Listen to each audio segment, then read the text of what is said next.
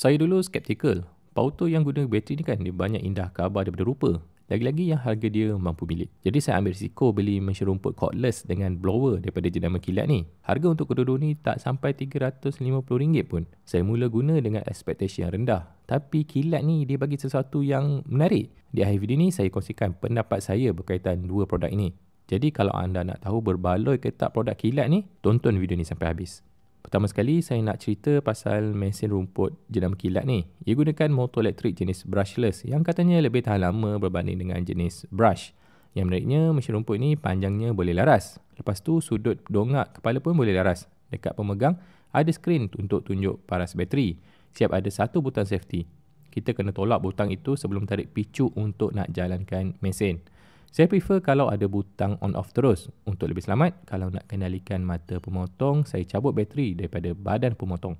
Saya dapat 3 jenis mata pemotong. Satu guna tali plastik, satu guna bilah besi dan satu lagi macam bilah circular saw. Punca saya skeptik dulu adalah sebab banyak review yang katakan ia tidak berbaloi. Tapi pada saya, ia memang berfungsi dengan baik.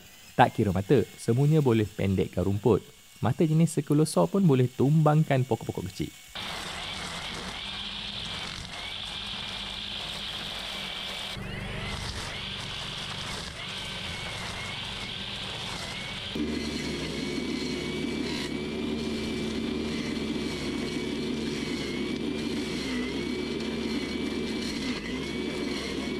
Bila dah siap potong, saya boleh guna bateri yang sama untuk slot masuk ke blower dan bersihkan apa-apa yang patut.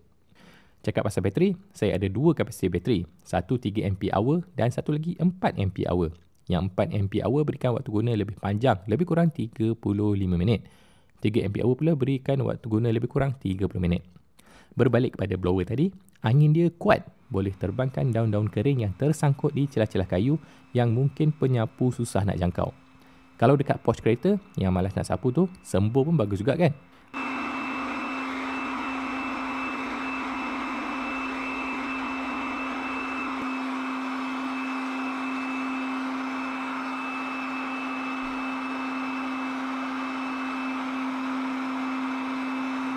Untuk kesimpulan, mesin potong rumput dan blower daripada kilat ni memang berbaloi.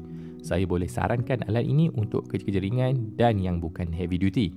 Yang saya suka, dia punya setup timing dia cepat. Cuma perlu slot masuk bateri dan terus guna. Berbanding dengan jenis petrol, iaitu anda kena tuang minyak, masukkan minyak tuti, primekan enjin, lepas tu tarik tali starter. Nak sedap, kena ada sekurang-kurangnya 2 bateri untuk workflow yang lebih lancar.